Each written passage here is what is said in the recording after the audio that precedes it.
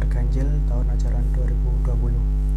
Oke, pada pertemuan kali ini saya akan menjelaskan dua pertemuan sekaligus, yaitu pertemuan ke-5 dan pertemuan ke-6. Jadi pertemuan yang ke-5 nanti saya akan menjelaskan mengenai hukum Newton.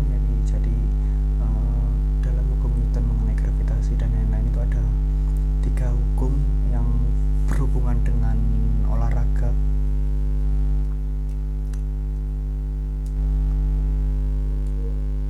Oke, langsung aja. Oke, hukum Newton adalah hukum gerak Newton. Jadi yang pertama adalah hukum Newton 1, yaitu tentang kelembanan ataupun kelembanan lamban.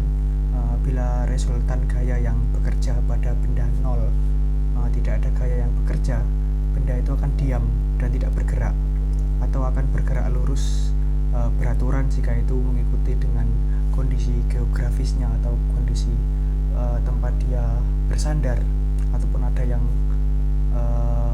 menghendaki dia untuk bergerak. Kemudian hukum Newton yang kedua, yaitu percepatan. Percepatan yaitu sebuah benda berbanding lurus dengan gaya yang bekerja dan berbanding terbalik dengan massa benda itu. Rumusnya yaitu F sama dengan F dibagi A. Jadi kemudian hukum Newton yang ketiga, yaitu aksi dan reaksi ataupun aksi reaksi. Bila dua buah benda berinteraksi, gaya yang diadakan oleh benda yang satu kepada benda yang lain sama besarnya dan berlawanan arah. Kemudian hukum Newton gerak ataupun hukum yang pertama, yaitu jika resultan gaya yang bekerja pada benda sama dengan 0, maka benda yang diam akan tetap diam dan benda yang bergerak akan terus bergerak lurus beraturan. Rumusnya bisa dilihat dengan sebagai berikut, yaitu sigma F sama dengan 0. Kemudian yang pertama, rumus benda diam itu V sama dengan 0 per meter per sekon. Kemudian yang nomor 2 itu benda bergerak lurus beraturan, yaitu V sama dengan konstan ataupun tetap.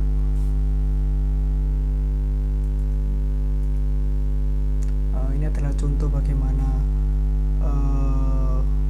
dalam suatu gravitasi ataupun hukum gerak Newton.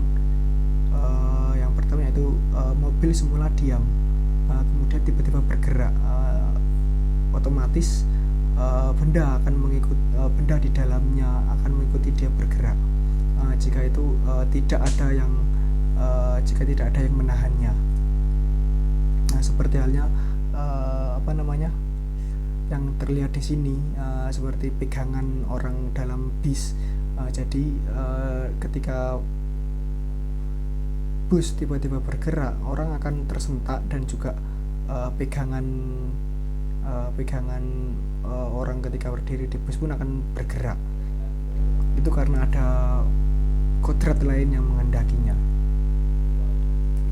Kemudian hukum Newton yang kedua, yaitu hukum Newton menyatakan bahwa jika suatu gaya atau lebih bekerja pada suatu benda, maka percepatan yang dihasilkan berbanding lurus dan searah dengan resultan gaya dan berbanding terbalik dengan massa benda. Di sini rumusnya adalah F sama dengan M dibagi A. Seperti yang dijelaskan di sini bahwa suatu gaya atau lebih bekerja pada satu benda. Jadi orang yang mengangkat ini adalah gaya bekerja pada satu benda. Kemudian percepatan yang dihasilkan pun berbanding lurus searah dengan resultan gaya yang berbanding terbalik dengan massa benda. Jadi benda jatuh ke bumi misalkan, itu dia akan memantul sesuai dengan massa ataupun berat benda tersebut ataupun tekanannya. Kemudian hukum Newton yang ketiga, yaitu jika suatu gaya ataupun aksi diberikan pada suatu benda, maka benda tersebut akan memberikan gaya reaksi yang sama besar dan berlawanan arah dengan gaya yang diberikan. Contoh ketika orang aksi, yaitu F adalah menjinjit, kemudian yang ke atas adalah reaksinya, aksi reaksi, ataupun udara di balon yang mendorong balon tersebut untuk naik ke atas. Itu adalah bagaimana kemudian suatu gaya diberikan pada suatu benda akan memberikan gaya reaksi yang sama besar berlawanan dari gaya yang diberikan. Pada tubuh dan di dalam gaya pada tubuh ya ini dapat kita ketahui ketika X menabrak meja ataupun tangan menabrak meja. Kemudian gaya dalam tubuh ya ini tidak diketahui X, yaitu ototnya. Kita tidak mengetahui berapa besar otot yang akan kita lakukan ketika kita menabrak suatu meja tersebut. Tapi jika itu digunakan seperti ada bench press, di situ ada satuan mengenai kilo dan lain-lain, bahwa ketika kita mendorong, tangan kita mendorong suatu alat beban bench press itu satuannya adalah kilo. Otot tangan kita mampu mendorong berapa kilo, sekian kilo dan lain-lain. Dasar asal mula gaya adalah gaya gravitasi. Jadi asal muasal Newton mengenai hukum ini adalah dari gaya gravitasi. Jadi gaya tarik bumi, magnet bumi tarik menarik antara dua benda, misalkan berat badan, X terjadinya emboli. Gaya pada tubuh ada dua tipe, yakni gaya pada tubuh dalam keadaan statis dan gaya pada tubuh dalam keadaan dinamis. Gaya pada tubuh dalam keadaan statis itu seperti orang diam, tidak bergerak sama sekali, ataupun ketika duduk di meja, di kursi, ataupun gaya pada tubuh dalam keadaan dinamis, mungkin berjalan, berlari, melompat dan lain-lain. Kemudian hukum momentum.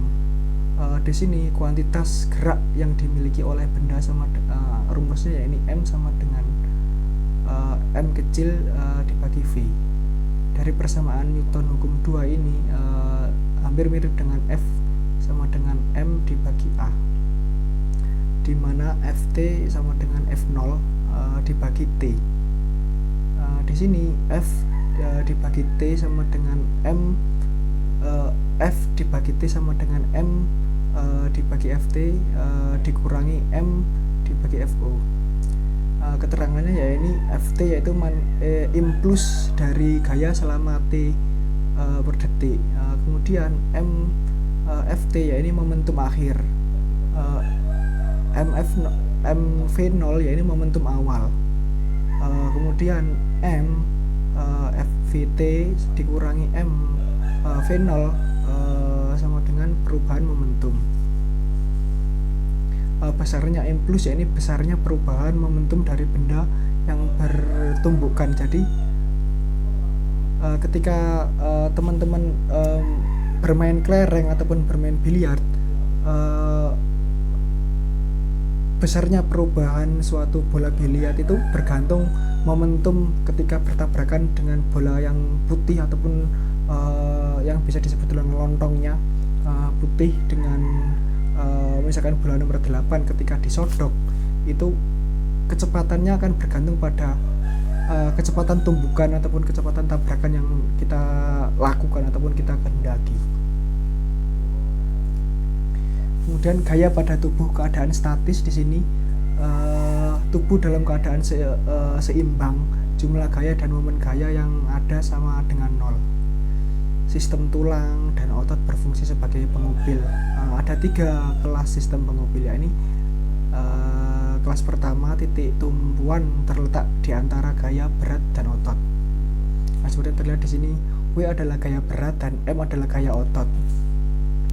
Jadi W kita hanya menghadap ke depan dengan beberapa waktu, kemudian M adalah bagian otot kita itu supaya menahan agar pandangan kita itu lurus ke depan. Kemudian yang kedua adalah gaya berat di antara titik tumpu dan gaya otot. Jadi di sini seperti disebutkan M, kemudian W dan juga segitiga itu adalah tumpuannya. Kelas ketiga ya ini seperti gaya otot terletak di antara titik tumpuan dan gaya berat. Seperti di gambar orang membawa cangkir ini, segitiga adalah bagaimana tumpuannya, kemudian M adalah ototnya, dan W adalah beratnya ataupun bebannya. Di sini kekekalan momentum, jumlah momentum dari benda-benda yang bertumbukan sebelum dan sesudah tumbukan adalah konstan. Rumusnya adalah sebagai berikut: MA titik VA kemudian ditambah dengan MB titik VB kemudian MA titik VA ditambah MB titik VB. Pembagian kelas pada cabang olahraga bela diri didasarkan pada penerapan hukum tersebut. Jadi kenapa kok di bela diri itu kemudian ada pembagian kelas, misalkan di tinju, di gulat, di pencaksilat dan lain-lain, itu selalu ada mengenai penomoran ataupun kelas berat. Nah, karena di situ berdasarkan jumlah kekekalan momentum. Kemudian Newton dalam hukum gravitasinya, setiap dua partikel materi menarik satu sama lain dengan kekuatan secara langsung proporsional dengan produk massa mereka akan berbanding terbalik dengan kuadrat jarak antara mereka. Contoh hukum Newton pada aktivitas olahraga. Pada hukum yang pertama, contohnya adalah dalam basket, misalnya pada saat memegang bola di tangan, kita menahan bola agar tidak jatuh ke tanah karena tarikan dari gaya gravitasi ataupun gaya magnet yang dihasilkan oleh bumi. Kemudian golf, saat kita memukul bola golf, misalkan melayang ke udara, dia akan jatuh ke bumi karena tarikan dari gravitasi tersebut. Senam lantai, gerakan tegak ataupun gerakan lurus, itu juga sebagai contoh dari Newton hukum 1. Dan juga mungkin sepak bola free kick, kita menendang bola itu akan jatuh lagi ke bumi. Kemudian hukum 2 Newton, yakni basket melempar bola atau melempar tangan atau mendribling, memantulkan bola. Kemudian golf ada memukul bola. Kemudian senam lantai atau gerakan berpindah, ada pergerakan. Jadi dari satu titik poros A ke titik poros B, itu adalah contoh hukum Newton yang kedua. Dan sepak bola seperti mendribling bola, seperti basket sama. Kemudian hukum Newton yang ketiga, yakni basket memasukkan bola kering, ataupun golf dalam teknik akhiran setelah memukul volostronya, ataupun senam lantai seperti push up, menahan. Jadi push up itu bagaimana kita menahan ataupun mendorong tubuh kita dari lantai kemudian ke atas, itu adalah bagaimana kecepatannya itu bergantung pada kekuatan otot kita dalam mendorong lantai yang kemudian kita akan semakin naik dari lengan kita itu tadi. Kemudian sepak bola pelanggaran dengan adu body. Jadi adu body itu sama misalkan kita mendorong seseorang, kekuatan dia untuk jatuh itu bergantung pada kekuatan kita dalam mendorong. Itu adalah pertemuan kelima, dan kemudian kita berpindah pada pertemuan keenam. Di sini kita membahas mengenai gerak dan juga keseimbangan dan juga stabilitas. Bentuk-bentuk gerak di sini, gerak linier yang pertama. Benda mengalami gerak linier apabila dalam waktu yang sama bergerak menempuh jarak dan arah yang sama. Jadi gerak seperti orang sprint itu adalah gerak linier, menempuh waktu yang sama dan juga arah yang sama. Kemudian gerak angular, ataupun benda mengalami gerakan angular apabila dalam waktu yang sama bergerak menempuh sudut yang sama ke arah yang sama, seperti jam, kemudian orang salto, renang indah dan lain-lain. Itu adalah membentuk suatu sudut. Ataupun lempar lembing, kemudian orang melakukan lompatan dan lain-lain. Kemudian gerak lurus beraturan ataupun GLB. Di sini cirinya memiliki kecepatan konstan ataupun kecepatannya tetap, tidak berubah gerak lurus beraturan rata-rata besar kecepatan yang ditempuh oleh suatu benda sama dengan jarak yang ditempuh dibagi dengan waktu yang sama benda bergerak. Rumusnya adalah X sama dengan V dibagi T. Di sini keterangannya adalah X adalah perpindahan dalam menit, dalam meter. Kemudian V-nya adalah kecepatan meter per detik. Kemudian T-nya dibagi dalam detik, waktu dalam detik. Kemudian gerak lurus berubah beraturan, cirinya memiliki percepatan konstan. Contoh jatuh bebas, jadi seperti apel jatuh ke kepala Newton, Newton itu adalah bagaimana kemudian percepatannya konstan. Untuk mencari besaran kecepatan awal sesaat, jarak yang ditempuh, percepatan dan waktu benda bergerak dengan menggunakan persamaan sebagai berikut. Rumusnya Vt sama dengan V0 kemudian ditambah At, ataupun X sama dengan Vt ditambah setengah per A titik T kuadrat, ataupun Ft kuadrat sama dengan F0 kuadrat ditambah 2 dibagi A dibagi X. Di sini keterangannya sebagai berikut. Vt sama dengan kecepatan akhir dalam menit dalam meter per detik, ataupun V sama V0 kecepatan awal dalam meter per detik.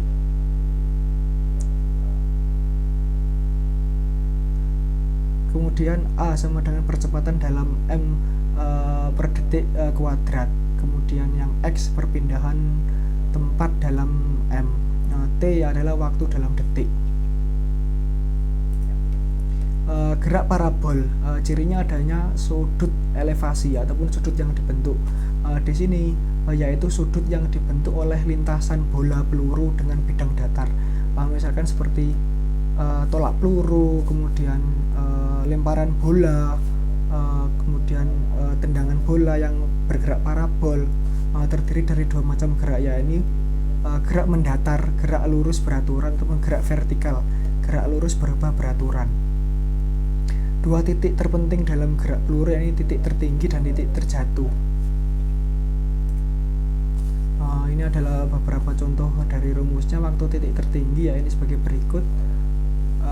VYP sama dengan V0 sama dibagi sin A alfa dikurangi G dibagi TP. Di sini O sama dengan V0 sin A dibagi G A dikurangi G dibagi TP, ataupun titik tertinggi sebagai berikut. Seperti bisa dilihat YP, ini adalah beberapa rumus dari fisikanya.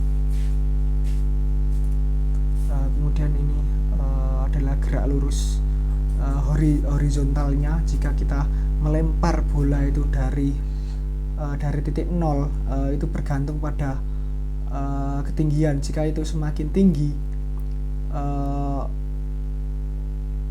itu akan jaraknya akan semakin pendek.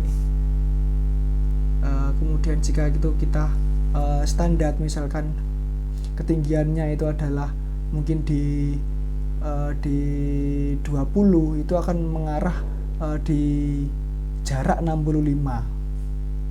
Ataupun jika kita melemparnya dari 0 dengan ketinggian 25, itu akan nyampe ke 55. Nah, ini adalah salah satu contohnya. Sama seperti tadi. Kemudian motion ataupun pergerakan. Di sini bisa dikatakan bahwa kecepatan waktu dalam sprinter ya, misalkan seperti ditunjukkan bahwa ketika orang semakin tinggi dalam menghentakkan, jadi semakin jauh langkah yang akan dihasilkan. Seperti orang ketika orang meloncat itu, jika semakin kuat dia untuk melangkah, kekuatan untuk kakinya menghentakkan itu akan semakin jauh.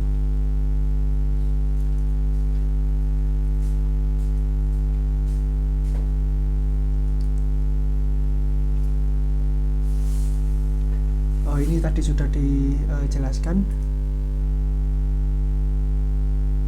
ini juga sudah. Kemudian biomechanics, keseimbangan dalam suatu biomekanika. Jadi yang pertama adalah sensori, CNS, dan juga motor ataupun pergerakannya. Kemudian keseimbangan, ada 3 macam keseimbangan, yakni keseimbangan stabil, keseimbangan labil, dan netral.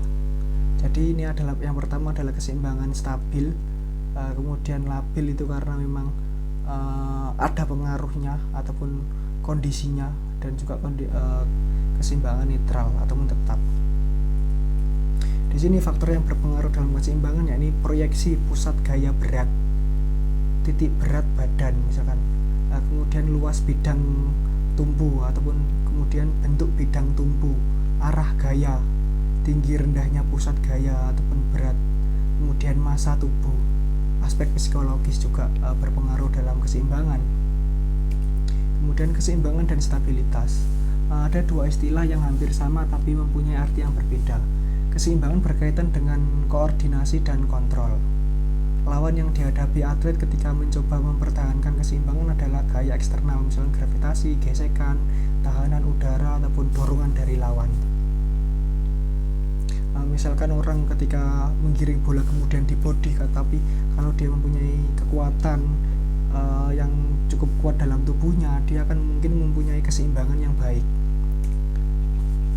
Stabilitas berkaitan dengan seberapa besar tahanan yang diciptakan untuk lawan ataupun untuk melawan gangguan terhadap keseimbangan. Seperti yang saya jelaskan tadi, bahwa ketika orang mempunyai kekuatan otot tubuh yang kuat, ketika dia dicoba untuk di body lawan, stabilitasnya mungkin kuat, jadi dia tidak mudah untuk jatuh. Semakin stabil atlet, semakin besar tahanan yang diciptakan untuk mengatasi gaya yang mengganggunya. Kemudian faktor-faktor yang menentukan stabilitas, ya ini stabilitas meningkat bila ukuran bidang tumpuan diperluas, misalnya seperti memperbesar otot dan lain-lain. Stabilitas meningkat bila garis gravitasinya jatuh di dalam bidang tumpuannya. Stabilitas meningkat bila titik berat badannya direndahkan ataupun dicondongkan. Stabilitas meningkat bila bidang tumpuannya diperluas searah datarnya gaya. Kemudian stabilitas meningkat bila garis gravitasinya dipindahkan ke arah datangnya gaya. Dan yang terakhir adalah stabilitas berbanding lurus dengan massa tubuh. Oke, itu adalah presentasi dari materi yang pertemuan ke-5 dan ke-6. Jika ada yang ditanyakan ataupun yang tidak jelas, silakan berikan komentar. Terima kasih. Assalamualaikum warahmatullahi wabarakatuh.